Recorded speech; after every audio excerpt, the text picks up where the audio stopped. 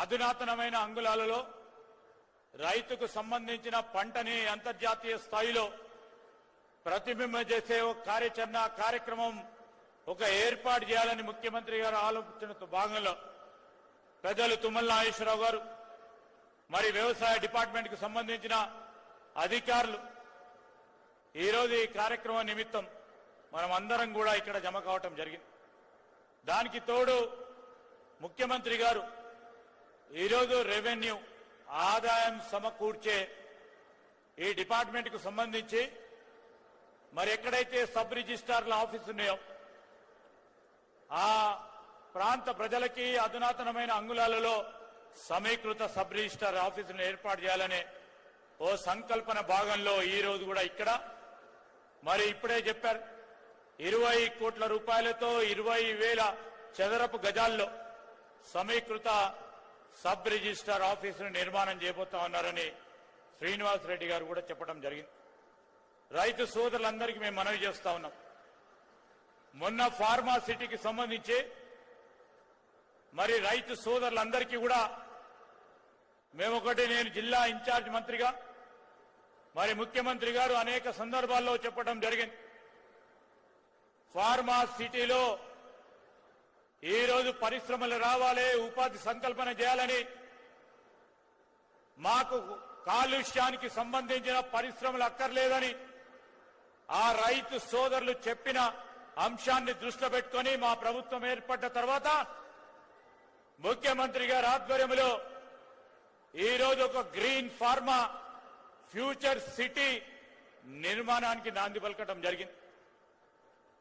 దీన్ని సంకల్పించిన రైతు సోదరులకి ప్రభుత్వ పక్షాన మేము చెప్తా ఉన్నాం, ఎవరికి కూడా నష్టం జరగకుండా ఈరోజు ముందుకు తీసుకెళ్లే కార్యాచరణ తీసుకెళ్లాలని ముఖ్యమంత్రి గారి ఆదేశానుసారం ఆ రైతు సోదరుడు ఆందోళన పడొద్దని మేము తెలియజేస్తా ఉన్నాం. ఎందుకంటే ఈరోజు ప్రతిపక్షాలకు సంబంధించి వారికి చేత కాని పనిని మేము చేస్తా ఉన్నామంటే చూస్తూ వారు ఓర్వటం లేదు. రైతు సోదరులని ఈరోజు ఎక్కడ పడితే అక్కడ ఇబ్బంది పెడుతూ ధర్నాలు చేపించే ప్రయత్నం చేస్తా ఉన్నారు.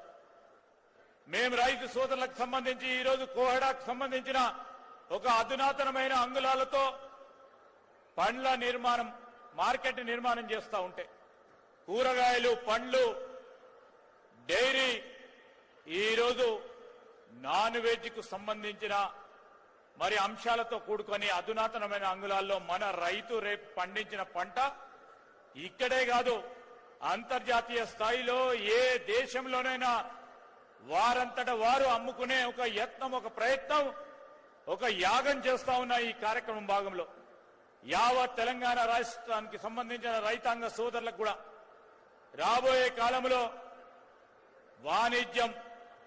వాణిజ్యపరమైన పంటలు వేసుకుంటే లాభం జరుగుతుందని అనేక సందర్భాల్లో మా వ్యవసాయ శాఖ మంత్రి గారు ఆయిల్ పామ్ గురించి చెప్తా ఉంటారు. ముఖ్యమంత్రి గారు దానికి పెద్ద ఎత్తున తీసుకెళ్లాలనే ప్రయత్నంలో అనేక సదుపాయాలు కూడా కల్పిస్తున్న కార్యాచరణ తీసుకుంటా ఉన్నారు. వాణిజ్యం పరమైన పంటలు వేసుకొని రైతుకు సంబంధించిన ఆదాయాలు మరి పెంచే కార్యక్రమంలో మేముంటే రైతులు ఎక్కడ వేసిన గొంగల్లాగా అక్కడే ఉండాలని టీఆర్ఎస్ బీజేపీ ఆలోచన చేస్తా ఉన్న ధోరణిని మీరు ఒక్కసారి కూడా ఆలోచన చేసుకొని ఈరోజు ఈ సమీకృత మరి మార్కెట్ కు సంబంధించి 2,000 పైచిలుక ఈరోజు ఇంత పెద్ద ఎత్తున అభివృద్ధి చేస్తే పరిసరాల ప్రాంతాల్లో ఇంకా ఇతర వాణిజ్యం వ్యాపారం చేసుకోవడానికి అవకాశం దొరుకుతుంది. ఇక్కడే ఈ యువతకు సంబంధించిన వారికి ఉపాధి దొరుకుతుంది.